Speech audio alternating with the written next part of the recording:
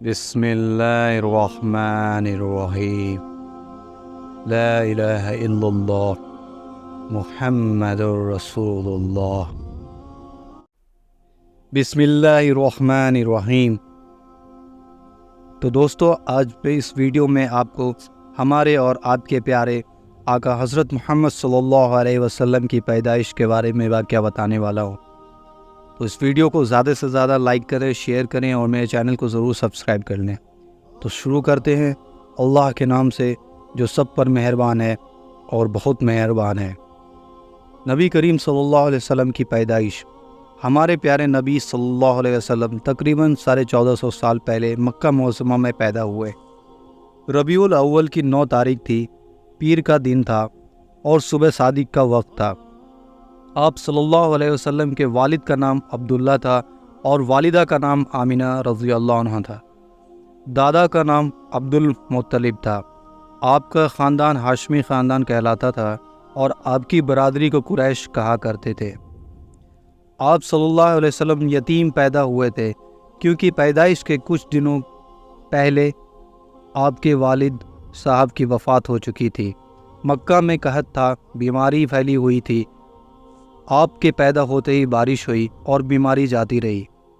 آپ صلی اللہ علیہ وسلم کے کوئی بھائی بہن نہ تھے، البتہ دو شریک بھائی بہن تھے۔ آپ صلی اللہ علیہ وسلم کے دادا نے آپ کا نام محمد رکھا اور والدہ محترمہ نے آپ کا نام احمد رکھا۔ یہ دونوں نام بہت الگ اور پیارے ہیں۔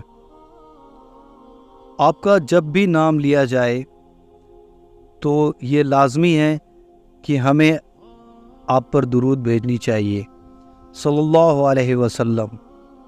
کہنے کا مطلب یہ ہے کہ آپ کا جب بھی نام محمد لیا جائے تو چاہیے کہ آپ پر درود بھیجیں اور صلی اللہ علیہ وسلم جو کہ سب سے چھوٹی درود ہے وہ ضرور پڑھ لیں۔ آپ صلی اللہ علیہ وسلم کا بچپن۔ آپ صلی اللہ علیہ وسلم کچھ دن ماں کے ساتھ رہے، پھر عرب کے دستور کے مطابق گاؤں سے دودھ پلانے والی عورتیں آیا کرتی تھی۔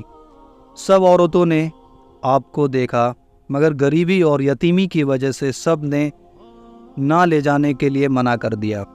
آخر میں حضرت حلیمہ رضی اللہ عنہ جو ایک نیک خاتون تھی اور ان کی اونٹنی کمزور تھی اس لیے پیچھے رہ گئیں، آپ صلی اللہ علیہ وسلم کو لے لیا کیونکہ کوئی بچہ نہ ملا۔ آپ صلی اللہ علیہ وسلم کہ حلیمہ رضی اللہ عنہ کے گھر آنے سے برکت کا سلسلہ شروع ہو گیا۔ جو بکری کمزور اور لانگر تھی، آپ صلی اللہ علیہ وسلم کے تشریف لانے کے بعد بکری صحت مند ہو گئی اور اتنا دودھ دیا کہ سب نے سیراب ہو کر دودھ پیا۔ سبحان اللہ۔ حضور صلی اللہ علیہ وسلم نے 2 سال حضرت حلیمہ رضی اللہ عنہ کے یہاں پرورش پائی۔ آپ صلی اللہ علیہ وسلم جب پاؤں چلنے لگے تو دودھ شریک بھائیوں کے ساتھ آپ صلی اللہ علیہ وسلم بھی بکریاں چرانے جاتے ہیں۔ 2 سال بعد جب دودھ چھوڑا دیا گیا تو حضرت حلیمہ رضی اللہ عنہ نے آپ صلی اللہ علیہ وسلم کو مکے لے گئیں اور آپ کو والدہ کے سپرد کر دیا۔ لیکن چونکہ مکے میں بیماری پھیلی ہوئی تھی، حضرت حلیمہ رضی اللہ عنہ نے آپ صلی اللہ علیہ وسلم کو پھر سے واپس لے آئی اور 4 سال مزید وہاں رکھا۔ پھر آخر کار آپ صلی اللہ علیہ وسلم اپنے والدہ کے پاس آ گئے۔ آپ 6 یا 7 سال کے تھے، آپ کی والدہ کا بھی انتقال ہو گیا۔ اپنی والدہ کے انتقال پر آپ صلی اللہ علیہ وسلم بہت غمزدہ ہوئے۔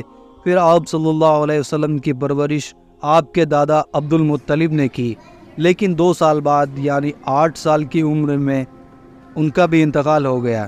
اس کے بعد آپ کے چچا ابو طالب نے آپ کی پرورش کی ذمہ داری سنبھالی۔ آپ صلی اللہ علیہ وسلم دوسرے بچوں کی طرح شرارت، شور شرابہ نہیں کرتے بلکہ ہمیشہ خاموش رہتے۔